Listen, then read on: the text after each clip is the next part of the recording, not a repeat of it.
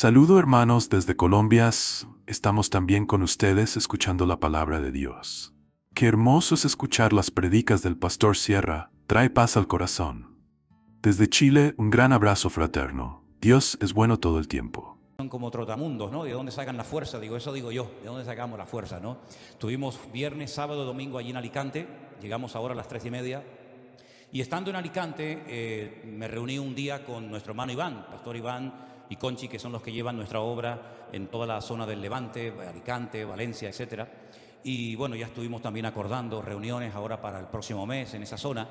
Y él me dijo que cerca de donde yo me estaba quedando, averiguó por internet un lugar donde se hacen congresos, retiros, convenciones, etcétera, y que iba a intentar localizar al encargado para ver si podíamos ir allí a verlo y si estaba disponible. Des en cuenta que la fecha de Semana Santa son fechas muy buscadas y muchas iglesias y muchos ministerios hacen sus convenciones, sus retiros, pero en esas casualidades de Dios, el director de ese lugar estaba allí, a 25 minutos de donde yo me estaba quedando. Entonces Iván me llamó y me dijo, si quieres puedes ir ahora, él te está esperando, llámalo. Yo lo llamé, fui para allá y hermanos queridos, jamás en mi vida pensé encontrar un lugar tan increíble, por bonito, por grande, por todo, en ese lugar. Vi todas las habitaciones, los comedores, las salas de reunión que tienen, las piscinas, las canchas de tenis, las canchas de fútbol, las canchas de baloncesto, todo eso es algo realmente, es una finca de más de 150.000 metros cuadrados, con una arboleda al lado de la playa, ¿verdad? Bueno, un lugar realmente extraordinario. Muchas de las habitaciones, sobre todo las que están en la última planta, ahora se van a pelear porque todos van a querer ir a la última planta, pues tienen una terraza con vistas al mar, bueno, realmente un lugar espectacular. Y quiero decirles para la gloria del Señor que después de mucho orar y después de mucho buscar, mañana lunes vamos a hacer un ingreso para reservar ese lugar donde sin ningún problema, como mínimo 400 personas se van a poder quedar el próximo año en el Congreso. Lo que les quiero pedir es que no empiecen a ahorrar la semana anterior al Congreso. Empiecen desde ahora, a ahorrar, porque yo quisiera que todos los que están en esta sala en esta tarde y todos los que nos están viendo en esta tarde hicieran un esfuerzo por poder estar el próximo año en Semana Santa. La Semana Santa del año que viene coincide, creo que con el último fin de semana de marzo y la primera semana de abril. Es una fecha un poquito diferente a la de estos años, pero quiero decir, para la honra y para la gloria del Señor, que hemos encontrado un lugar precioso. No se pueden... Yo tenía la tentación de esta tarde ponerles unas imágenes de dron que nos han dado con las habitaciones, pero no se las voy a enseñar. Otro día. Cuando venga de Guatemala, Dios mediante, a lo mejor me animo y se las pongo un domingo. Pero créanme que ustedes van a decir, qué sitio tan hermoso. Y si todo sale bien en ese lugar, probablemente durante mucho tiempo lo sigamos utilizando, pero no solamente para el congreso que queremos hacer, y estamos pensando en tener 2 congresos al año en la península, no solamente uno, sino para reuniones de varones, de matrimonios, de niños, de campamento, bueno, porque el lugar es realmente extraordinario. Es un lugar que fue un seminario católico, y ustedes saben que durante muchos años los católicos estuvieron construyendo muchísimas infraestructuras, colegios, etcétera, para nosotros. Ellos las construyeron, ya no las usan y ahora las alquilamos nosotros porque el Señor es bueno y para siempre es su misericordia. ¿Cuántos dicen amén? Gloria a Dios. Dios es bueno. Amén. Así que espero verles a todos ustedes el próximo año en el Congreso. Aún no tenemos el lema, pero ya el Señor nos mostrará qué lema tenemos que ponerle.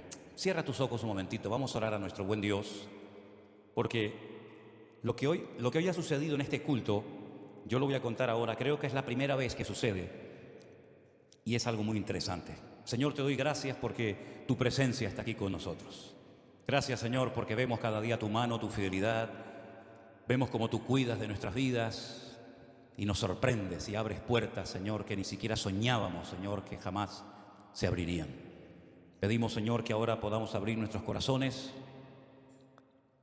que estemos atentos a tu palabra y que disfrutemos de este tiempo en el cual vamos a oír tu voz a través de tu palabra. En el nombre de Jesús. Amén y amén. Generalmente antes del culto yo le pido a un hermano, a una hermana que traiga una lectura bíblica, ¿sí? Nadie en la iglesia nadie, ni siquiera en mi casa, saben la lectura que yo le voy a pedir a ese hermano o a esa hermana que traiga en el culto. Y hoy me acerqué a Jerónimo y le dije, ¿podrías traer la lectura del Salmo 121? Sin saber absolutamente nada, y Dios lo sabe, Anderson, cuando esta tarde abrió el culto, dice, hermanos, vamos a leer un precioso salmo que muchos de nosotros conocemos de memoria. Y casualmente, entre comillas, él leyó el Salmo 121 y habló de cómo el Señor nos guarda y de cómo el Señor nos protege, y sin él saberlo y sin ninguno de ustedes saberlo, porque yo tengo una costumbre, y es que generalmente no le digo a nadie de lo que voy a predicar, porque a veces ni yo sé de lo que voy a predicar, ¿no?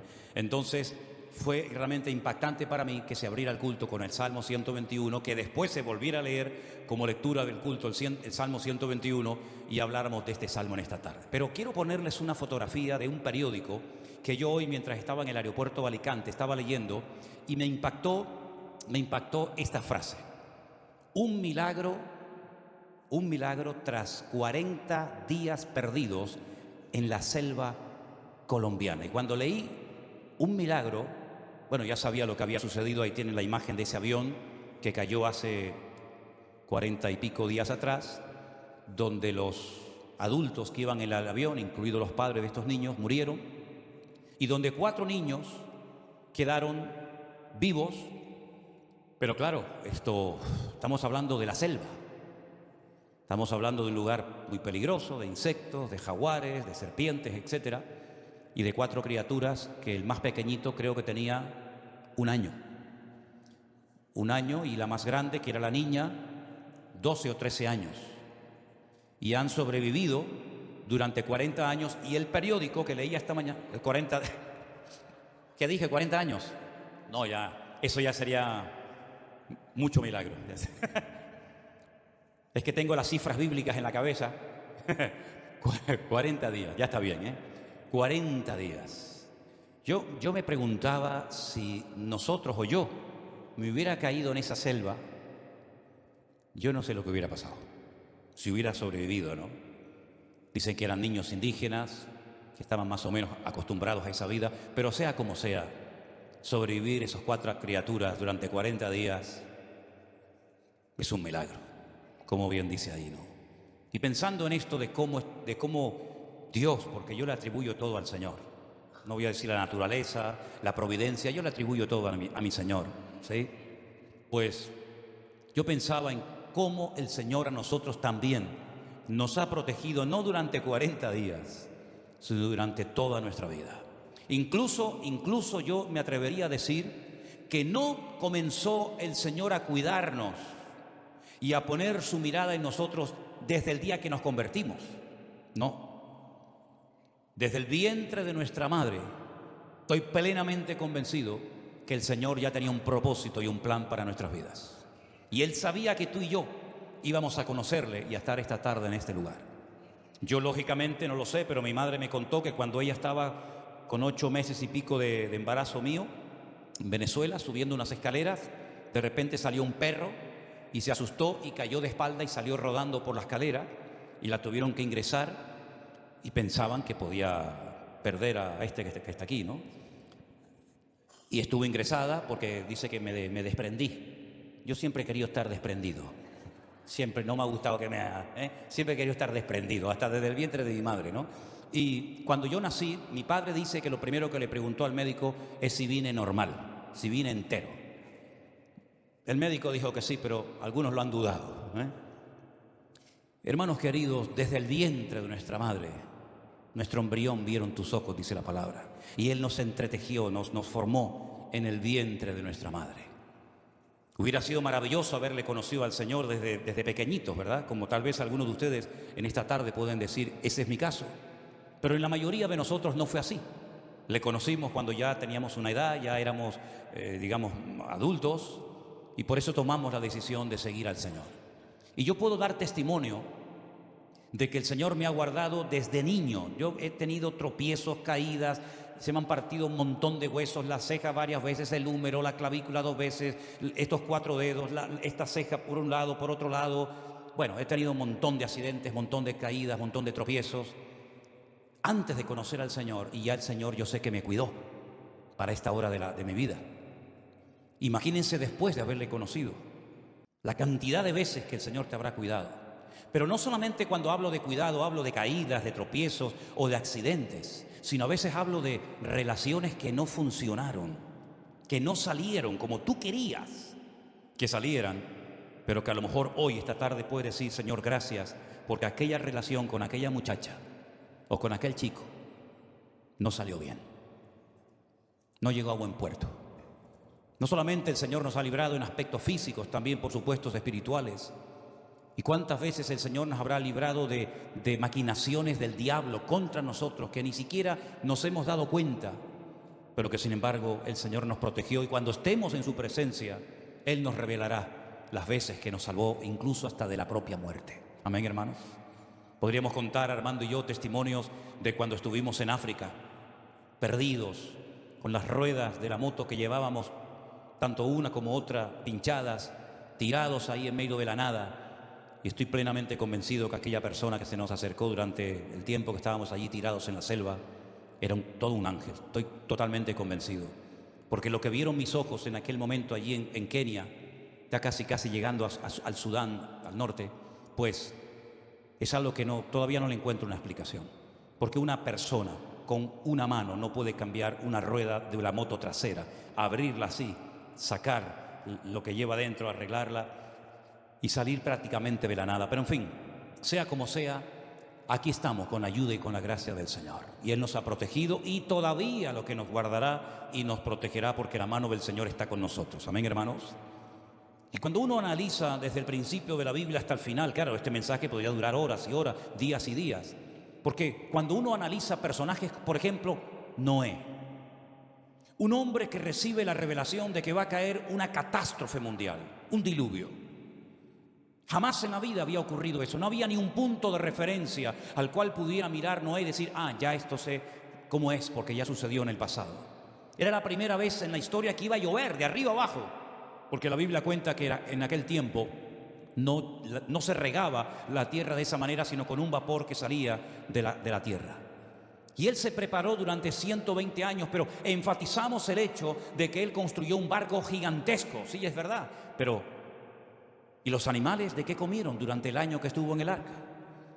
El agua que consumían, el alimento que consumían los animales, los cientos de animales que había allá adentro, y él y su familia y sus hijos y las esposas de sus hijos durante un año, agua, comida, etc. Fue un trabajo tremendo. Y cuando se desataron las cataratas del cielo, dice la Biblia que todo el mundo se anegó y quedó bajo agua. Pero la palabra de Dios nos dice que él sobrevivió. Y cuando él sale, se encuentra un mundo totalmente renovado, transformado. Ya el mundo, el planeta Tierra, nunca más volvió a ser lo que había sido. Digamos que se encontró una tierra nueva. Pero la palabra de Dios nos dice que Él lo protegió durante el tiempo del diluvio. Y fíjense dónde construye el arca y dónde termina el arca, en el Cáucaso. Allá arriba, en miles y miles de metros de altura. Allí se quedaron como restos para la posteridad las toneladas de madera del arca de Noé. Cómo Dios protegió a esa familia de una forma milagrosa, de hambre, de frío, de tormentas. Y podemos contar su historia porque vemos que el Señor lo protegió y el Señor lo cuidó. Y cuando hablamos de Abraham, podemos decir miles de cosas de Abraham. Pero ahora pónganse en el pellejo, pónganse en la piel de este hombre. Un hombre que vive en un país a miles de distancia de donde Dios lo quiere llevar. No es un camino fácil, es un camino probablemente de semanas, de meses y tal vez hasta de años. Por un camino que nunca había transitado. No sabía en el fondo a dónde iba. Dice que Dios lo iba dirigiendo día a día. Y cómo Dios lo protegió de bestias salvajes, de serpientes, de escorpiones, de enemigos, de salteadores del desierto. Y Dios lo llevó desde Ur de los Caldeos hasta la tierra de Canaán, porque ese era el propósito y el plan de Dios para su vida. Lo protegió del calor, del frío, de la lluvia, del sol, de todo. ¿Y qué me dicen ustedes de José, su nieto? Cuando lo llevan a Egipto, lejos de su familia, sin amigos, sin padres, sin nada, en un país donde no habla el idioma, en un país al que llega como esclavo, y allí permanece durante más de 20 años, y Dios lo protegió en la casa de Potifar, Dios lo protegió en la cárcel, Dios lo cuidó de una forma sobrenatural, porque cualquiera de nosotros se hubiera deprimido y se hubiera hundido en la miseria, en las pruebas terribles por las que tuvo que pasar José.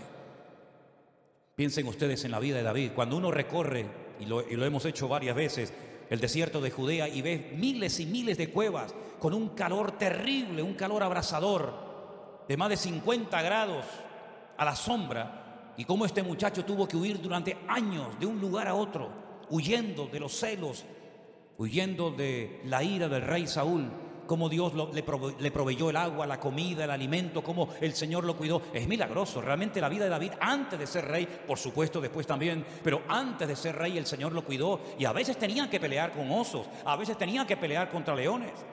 Realmente es extraordinaria la protección del Señor sobre la vida de David. No me extraña después los salmos tan preciosos que escribió.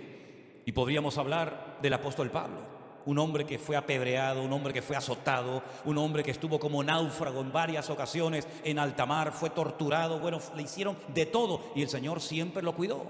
Hasta que al final él dice: he peleado la buena batalla, he acabado la carrera, ya he llegado al final de mi vida. Pero el Señor lo cuidó y el Señor lo protegió. Y fíjense incluso hasta en el mismísimo Señor Jesucristo.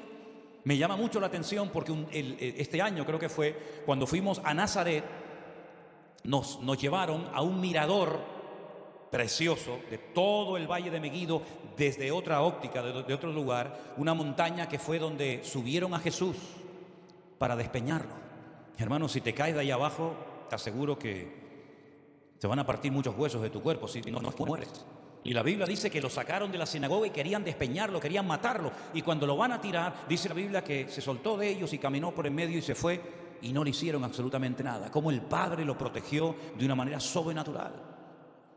Y en la tempestad, para que marineros como los discípulos tuvieran miedo, menuda tempestad se tuvo que librar allí. Sálvanos que perecemos, le dijeron los discípulos al Maestro, y el Señor escapó. Y cómo el Padre lo protegió en todo momento, ¿verdad? Por eso no me extraña los salmos tan hermosos que tenemos en la Biblia, como el 121. ¿De dónde vendrá mi socorro? Mi socorro viene del Señor, el que hizo los cielos y la tierra. Cuando los peregrinos cruzaban todo el país, de norte a sur, hasta llegar a Jerusalén, con sus ofrendas y con sus diezmos, ¿verdad? Y tenían que atravesar aquellos desfiladeros y aquellas montañas tan peligrosas, donde se ocultaban ladrones que bajaban, ¿verdad? Y querían quitarle los diezmos, las ofrendas y las cosas que llevaban al templo para ofrecerlas al Señor. Y el salmista decía: ¿de dónde vendrá mi socorro? ¿Cómo me protejo de todo esto? El Señor es tu guardador. El Señor no se adormecerá. El Señor estará guardando tu salida, tu entrada, desde ahora y para siempre, ¿verdad? Es interesante notar que Dios no duerme, Dios no se cansa. Cuando he leído muchas veces, y ustedes también, la famosa parábola de las vírgenes, ¿se acuerdan? Era la costumbre, las mujeres, las muchachas, ir a recibir al novio. Nosotros tenemos la costumbre de que el novio espera a la novia y a veces parece que no quiere venir, ¿no? Pero sin embargo, en los tiempos de la Biblia, incluso hoy en día en el pueblo de Israel, es al revés, es la novia la que espera al novio, es al revés, ¿sí? Y las chicas iban y acompañaban al novio hasta la casa de la novia, y dice la Biblia que como el novio tardaba, se quedaron dormidas. Y a medianoche llegó el aviso de que llegaba el novio y se despertaron, pero dice la Biblia que la mitad de ellas, el 50% de ellas, a las cuales la Biblia llama insensatas, no tenían aceite de repuesto en sus lámparas. Solamente las otras 5 tenían aceite en sus lámparas y llevaban aceite de repuesto y pudieran entrar en el convite, en el banquete con el novio, ¿verdad? Pero el Señor no se queda nunca dormido. No hay que despertarlo, decía el profeta Elías a los profetas de Baal. Griten, griten más fuerte. A lo mejor Baal está durmiendo y hay que despertarlo. O a lo mejor se ha ido de camino y se reía y se burlaba de ellos porque él sabía, y todos nosotros sabemos, gracias a Dios hoy en día, que los ídolos de las naciones tienen oídos, pero no oyen. Tienen boca y no hablan. Tienen ojos y no ven. Y tienen pies y no caminan. Lo conté en su momento y lo quiero volver a contar ahora. Nunca olvidaré, se me quedó en la retina, yo creo que grabado de por vida, aquellas imágenes cuando estaba el volcán en La Palma, ¿se acuerdan? A toda la isla alarmada, la gente asustada, no sabían cuánto iba a durar aquello. Y como sabía más o menos la dirección del río de lava, y sabían que el río de lava iba a poder entrar a una iglesia y la iba a poder destruir, pues ¿qué hizo el pueblo? Fue corriendo dentro de la iglesia Y me hizo gracia ver a aquellos hombres con los santos, con las vírgenes, con los crucifijos por la calle corriendo para que el fuego no los quemara. Y yo decía, pero si ahora es un momento maravilloso para que estos dioses digan, tranquilos, tranquilos, nosotros nos vamos a defender, no se preocupen, que para eso somos dioses. Ustedes no nos tienen que ayudar a nosotros, somos nosotros los que tendríamos que ayudarles a ustedes. Pues no, quedó en evidencia de que esos dioses no eran capaces de protegerse a sí mismos. Si no son capaces de protegerse a sí mismos, van a proteger a los demás. Sin embargo, nuestro Dios, cuando oramos a Él y clamamos a Él, independientemente de que sintamos o no, veamos algo o no, sabemos que nuestro Dios nos oye. Y si sabemos que nos oye, tenemos las peticiones que le hayamos hecho concedidas en el nombre de Jesús, si son de su voluntad. Amén, hermanos. Así que la protección de Dios es un hecho, es una realidad. Dios ha protegido a lo largo de la historia a todos y a cada uno de sus hijos. Ha protegido al pueblo de Israel. Miren, si no fuera por la protección sobrenatural de Dios, el pueblo de Israel no existiría. ¿Cuántos han intentado a lo largo de la historia destruir a esa gente? Prácticamente todos. Todos los imperios, todas las culturas, todas las civilizaciones, desde los egipcios, los babilónicos, los medos persas, los griegos, los romanos, todas las personas que se han levantado contra ese pueblo con el objetivo de destruirlo, han desaparecido. No existen, ya no existe ese imperio, ya no existe ese poder militar. Sin embargo, para la gloria de Dios, ese pueblo sigue en pie. Amén, hermanos. ¿Y qué decir de nosotros? Cuando el mismísimo Señor Jesucristo dice que las puertas del infierno no prevalecerían contra la iglesia, ¿qué es lo que nos está diciendo? Que el infierno entero se iba a levantar a lo largo de la historia contra la iglesia. Hay una asignatura que se estudia en los seminarios, en las escuelas bíblicas, por lo menos yo lo estudié, se llama Historia de la Iglesia, y es una materia interesantísima. Si te gusta la historia, yo te animo a que compres libros que vayan en esa línea y vas a darte cuenta cómo ha ido transcurriendo, cómo ha ido extendiéndose el cristianismo a lo largo de la historia, pero ojo, que no ha sido nada fácil. Por ejemplo, los 300 primeros años de la iglesia fueron años de sangre. Es que no hubo ni un emperador romano que no quisiera destruir a la iglesia. Todos se empeñaron en destruir a los cristianos. Los consideraban enemigos. Todos. Es que no ha habido ni uno que se escape. Hasta que hasta el 300 y pico un tal Constantino decidió hacer del cristianismo la religión del imperio, y ahí fue uno de los grandes problemas con los que la iglesia se ha encontrado. Pero a lo largo de la historia, entre persecuciones, entre iglesias quemadas, hermanos torturados, pastores encarcelados, falsas doctrinas, divisiones, líos, problemas, guerras, es que no ha habido ni un solo régimen político que no haya tenido algo que ver en contra de la iglesia. Da igual del signo que sea. Y sin embargo la iglesia sigue ahí. ¿Por qué? Porque el Señor prometió cuidarla y protegerla como la niña de sus ojos. ¿Cuántos dicen amén? Y mira tu vida, mira tu propia vida. Si no hubiera sido por la misericordia y por el amor de Dios, probablemente, no digo todos, pero algunos de nosotros en esta tarde probablemente estaríamos muertos. Pero Dios nos protegió, hermanos, de aquella enfermedad, de aquel accidente, de aquel ataque o como sea. Dios nos ha protegido porque Él lo ha prometido en su palabra, y sabemos que la protección de Dios es el mejor seguro de vida que podemos tener en esta vida, valga la redundancia. Pero no solamente tenemos el mejor seguro, sino que además no caduca. Porque ustedes saben que si usted le hace un buen seguro a su coche, a su moto, a su casa o a tu vida, en cuanto dejes de pagarlo, caduca, ya no tiene vigor. Pero sin embargo, como ese seguro lo pagó el Señor Jesucristo con su vida y con su sangre, sabemos que la protección y el cuidado de Dios sobre tu vida y mi vida nunca va a caducar. ¿Cuántos dicen amén? Sino que Él nos cuidará de noche y de día.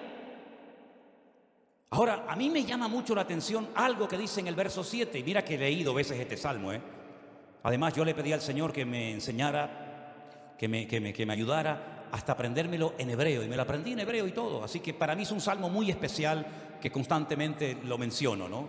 Pero hay una parte que hoy leía de este salmo y me impactó tanto, que es el verso 7, cuando dice: Él te guardará de todo mal. ¿Cuántas veces hemos leído esto? Miles. Él me guardará de todo mal.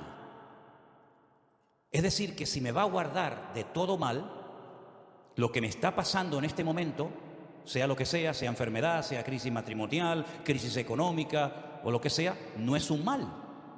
Porque si Él me va a guardar de cosas malas, me va a proteger de que me afecten cosas malas, lo que me está pasando ahora mismo como creyente no es algo malo, es algo permitido por el Señor para mi crecimiento y para mi desarrollo espiritual. Luego, no hay nada malo en tu vida. No es que hay cosas buenas y cosas malas, no, porque esa no es la promesa de Dios. Y repito, lo que Dios promete, Él lo cumple. Él te guardará de todo mal. Luego podemos decir, y ahora lo entendemos mejor, que si amamos a Dios, todo nos va a ayudar para bien, porque no hay nada malo. Todo viene para el bien y el propósito de Dios en nuestra vida. Entonces, ¿no será mejor cambiar la actitud y las formas que tenemos a veces de hablar y de expresarnos? ¿Cuántos conocieron o vieron alguna película o han oído algo de Bruce Lee? Algunos dicen, Bruce Lee no es un champú, no es un jabón. Fue un señor que peleaba muy bien. Bruce Lee dijo, nunca hables mal. Yo te voy a decir lo que él decía, ¿vale? Porque las palabras tienen como una energía y tu cuerpo no sabe diferenciar entre palabras buenas y palabras malas. Todo lo que sale por tu boca, el cerebro como que lo capta y te condiciona tu estilo de vida. Claro, cuando uno va a la Biblia, uno se encuentra que por la boca puede salir agua dulce o agua salada, es decir, palabras de bendición o palabras de maldición. Y Santiago dice, esto no debe ser así. En otras palabras, Dios nos ha dado una herramienta tremendamente poderosa, que es el poder de las palabras. Y con nuestras palabras podemos matar a una persona, podemos levantar a una persona o podemos hundirla en la miseria. Con las palabras podemos predicar la palabra, podemos bendecir a Dios o podemos hacer todo lo contrario. Y si nosotros le damos lugar a la queja y salen palabras de queja y de lamento por nuestra boca, lo que estamos haciendo es prolongar nuestra enfermedad y evitar que la bendición de Dios muchas veces venga a nuestra vida por nuestra forma incorrecta y negativa de hablar. ¿Cuántos dicen amén? A mí me llama la atención que el Señor, cuando reprendió a Pedro, no fue porque cantó mal o porque hizo algo mal, sino porque habló mal. De ninguna manera te acontezca esto, Señor. Lo había pensado, pero el Señor no reprendió el pensamiento de Pedro. El Señor no reprendió la sensación de su corazón de decir, ay, qué pena, me van a matar al Señor. No, sino el Señor actúa cuando sale una palabra incorrecta por la boca de Pedro y le dice, apártate de mí, Satanás. En otras palabras, si Dios nos ha dado esta herramienta tremendamente poderosa, ¿no piensan ustedes que lo mejor sería aprender a hablar correctamente antes de hacernos daño a nosotros mismos o incluso a los que nos rodean? A lo mejor algunos de ustedes se criaron en un ambiente donde nunca hubo una palabra de cariño, donde nunca hubo un te quiero, un perdóname. A lo mejor echas de menos todo eso. Pero lo hermoso es que tenemos la palabra de nuestro Dios, que es bálsamo a nuestra alma. Y esa palabra que tal vez no la pronunció tu papá, tu mamá, tu amigo, quien fuera, la vas a encontrar en la palabra de Dios. Y esa palabra que va a traer calma y va a traer paz y va a traer libertad a tu mente y a tu vida, la tienes aquí en la palabra escrita de Dios. Y por eso cuanto más la leas y cuanto más la interiorices y cuanto más la practiques y cuanto más la hables, más crecimiento y más madurez espiritual vas a tener en tu vida. Porque la palabra de Dios es medicina a todo nuestro cuerpo, dice la Biblia. Porque la palabra de Dios dice que es viva. Si sientes que te estás enfermando, que te estás debilitando, que te estás muriendo, la palabra dice que la palabra de Dios es viva y es eficaz. Por lo tanto, si la palabra de Dios es viva y es eficaz, pronúnciala. Porque esa palabra surtirá efecto en muchas personas que cambiarán de muerte a vida y encontrarán la paz de su corazón que en este mundo nunca van a poder encontrar. ¿Cuántos dicen amén? Las palabras que salgan por nuestra boca van a traer la bendición de Dios o la van a alejar. Y cuidado con el hecho de que las circunstancias que te rodeen condicionen tu forma de hablar. Y te voy a poner un ejemplo. Jesús fue un día a la casa de unos hermanos. Estos hermanos son muy conocidos, Marta, María y Lázaro. Vivían en Betania. La Biblia dice que mientras una estaba con los quehaceres de la casa afanada, la otra se sentó a los pies de Jesús para oír sus enseñanzas. Para ellos era un privilegio poder tener al maestro ese día en su casa. Estaban contentos. Jesús amaba a Lázaro, había una amistad. Jesús iba por allí, se quedaba a comer con sus discípulos, a compartir palabras, bendiciones. Pero las cosas cambiaron. Y dice la Biblia que Lázaro cayó enfermo, gravemente enfermo. ¿Qué es lo que hacen ellas? Lo que harías tú y yo, llamar al Señor, clamar al Señor. En ese momento no tenían que orar porque lo tenían presente y lo que hacen es llamarlo, clamar a Él, por favor, ven que el que amas está enfermo.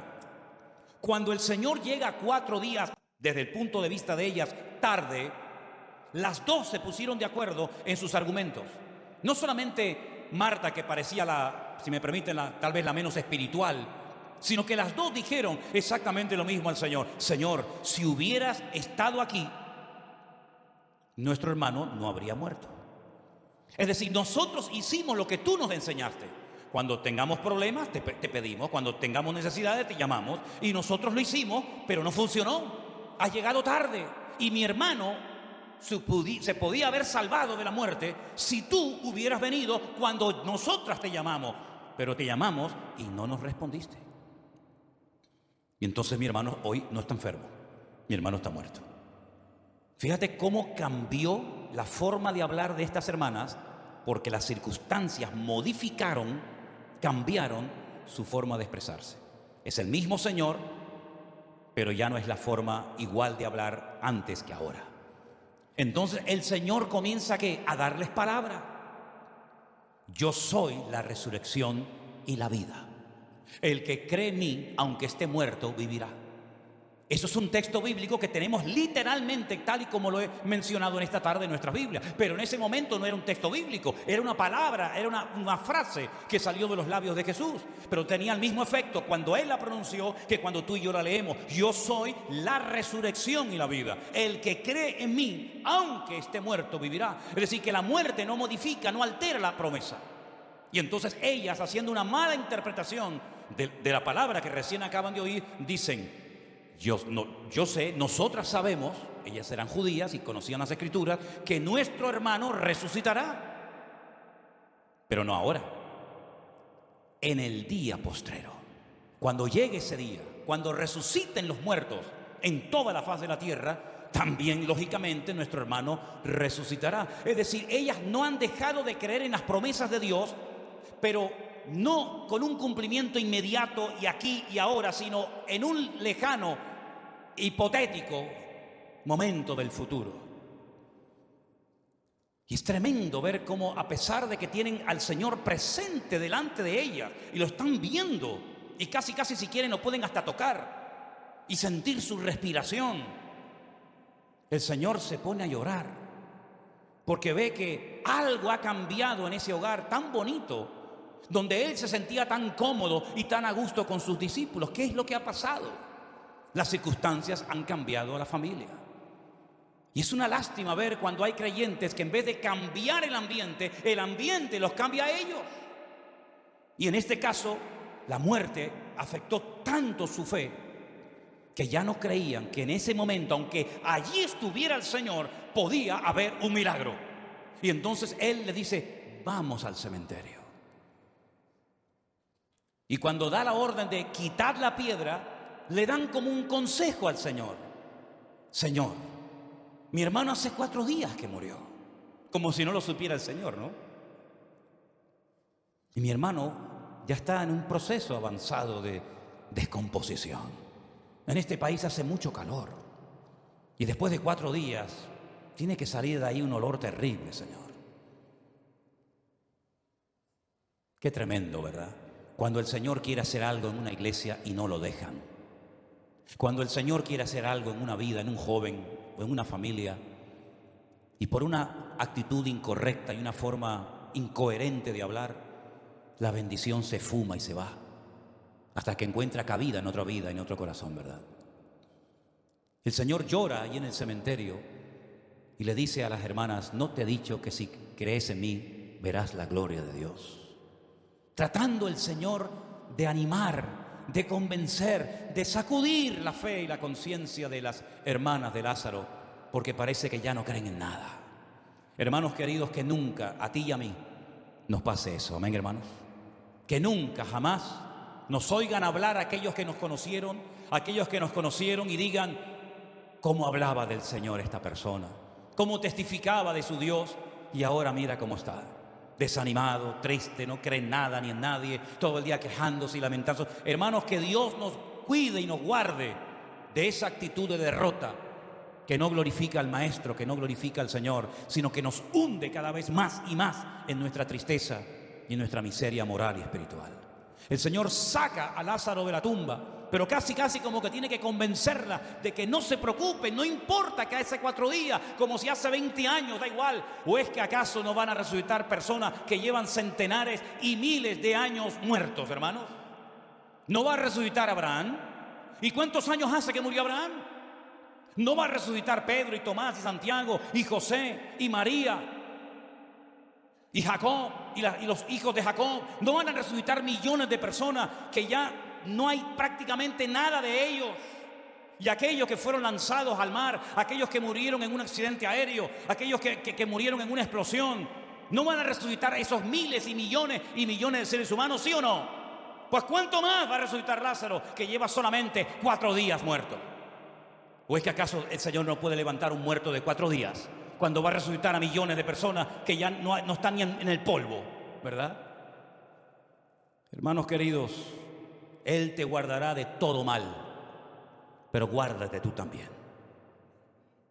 El Señor guardará tu alma, pero guarda tu alma tú también.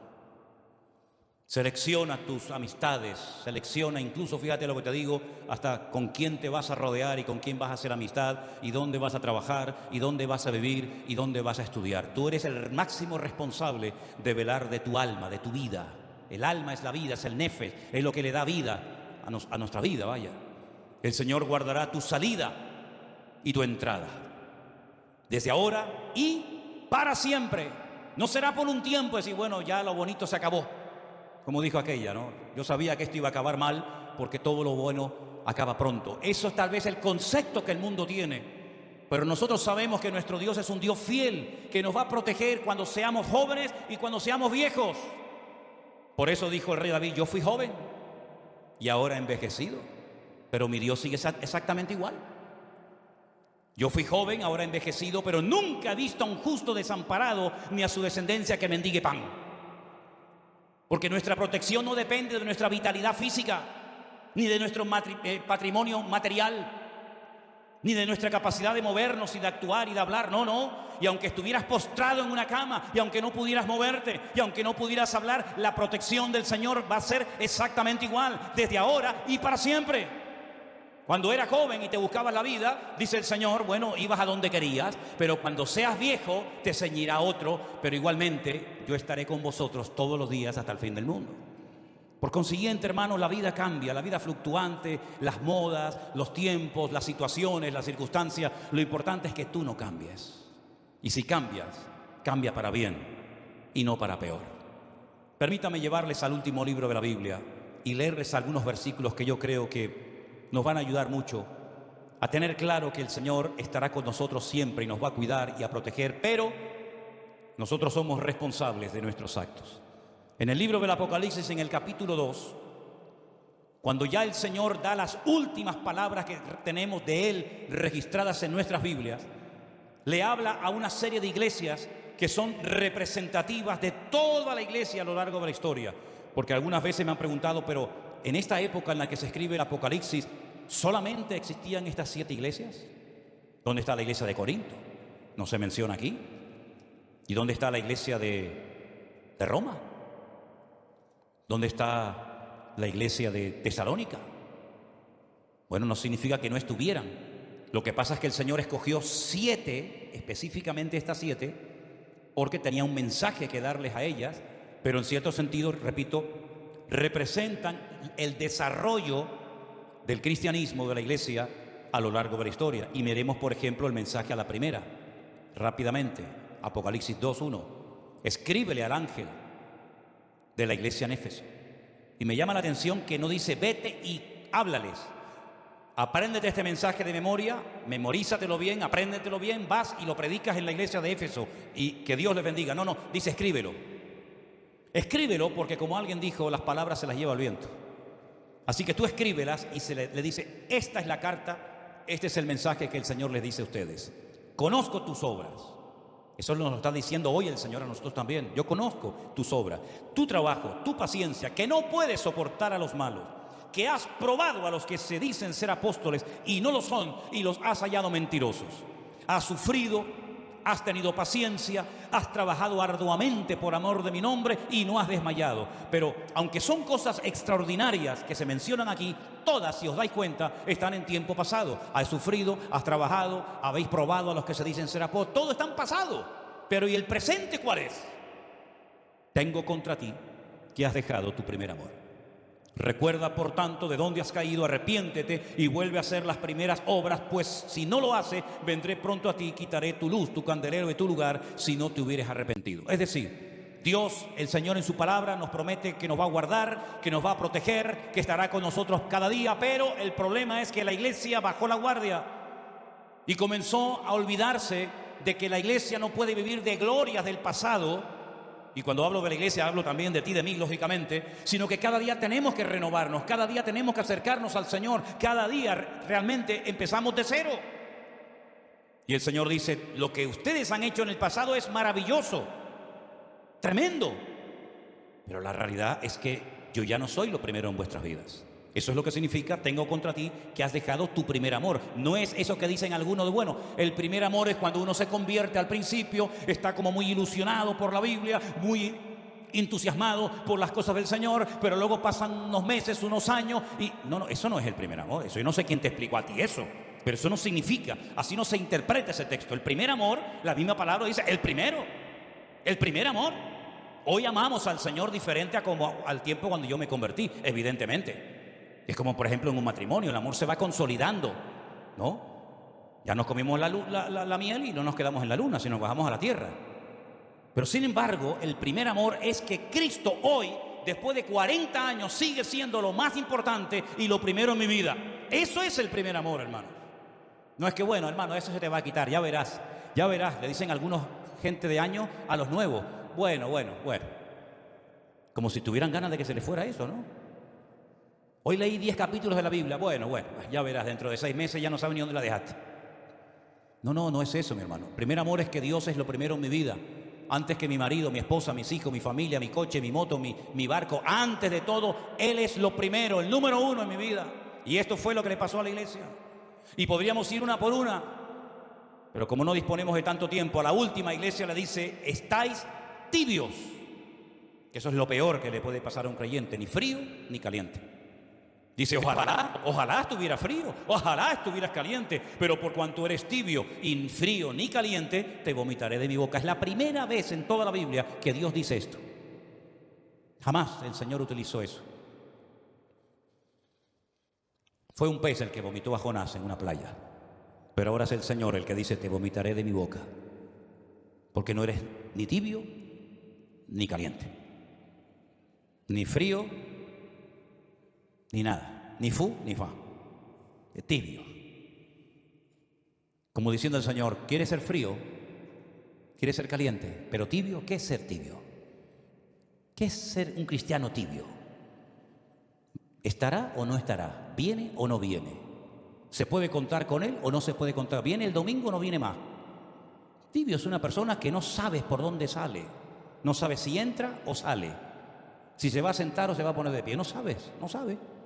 Yo me acuerdo que en mi época, hablo del siglo pasado, te preguntaban, ¿ese es cristiano o esa es cristiana? Y uno decía, sí o no. Hoy en día, mi respuesta ¿es o no es? No sé. No lo sé. Hay casos que créame que todavía con los años que llevo en esto, te digo que yo no sé si es convertido o no. No lo sé. Ora, pero bueno, orar no hace falta ser cristiano para orar. Hay inconversos que oran también, ¿verdad? Canta, pero para cantar no hace falta ser convertido. Hay muchos inconversos que cantan y cantan a veces mejor que nosotros.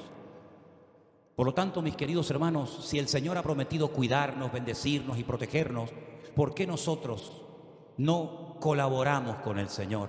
Y en vez de ponérselo difícil y complicado, no nos rendimos a Él y le decimos al Señor, Señor, cuida de mis hijos, que tú lo vas a hacer mucho mejor que yo como padre o como madre. ¿No te parece? Quítate esa carga, esa preocupación de mi niño y la niña, dónde estará y con quién estará y estará hablando. Mira, tú no puedes vivir con esa carga, mi hijo. Las casadas, los solteros, las viudas, los separados, quien sea, vamos a descansar en Dios, hermanos. Cuando llegues a la noche a la cama, no estés toda la noche dándole vueltas a la cabeza y será y no será, y le hablo, me llamará, no me llamará, vendrá, no vendrá. Relájate, en paz me acostaré, dice la Biblia. En paz, para dormir en paz tienes que acostarte en paz. Porque si no llevas la paz a la cama, ¿cómo vas a dormir en paz? Entonces relájate. ¿Qué va a pasar en el futuro? No lo sé, ni me interesa. Solamente sé que mañana el Señor volverá a estar conmigo. Porque Él no cambia. Y entonces no voy a estar ansioso, no voy a estar preocupado, porque el Salmo 121 dice que Él me guardará de todo mal desde ahora y para siempre. Cuando salga, cuando entre, cuando es de día, cuando es de noche, da igual. Me guardará de todo peligro, de todo mal. No se adormecerá, no se cansa, no se va a aburrir nunca de mí. El Señor siempre estará a tu lado. Procura tú también estar siempre al lado del Señor y no bajar la guardia y hacer tu parte para que el Señor haga su parte en tu vida. ¿Cuántos dicen amén? Cierra tus ojos, por favor, hermano y hermana. Confíen en Dios, en sus palabras, en sus promesas. No tengan ningún temor de nada ni de nadie, porque Él es mucho más poderoso que cualquier problema que mañana pueda venir en tu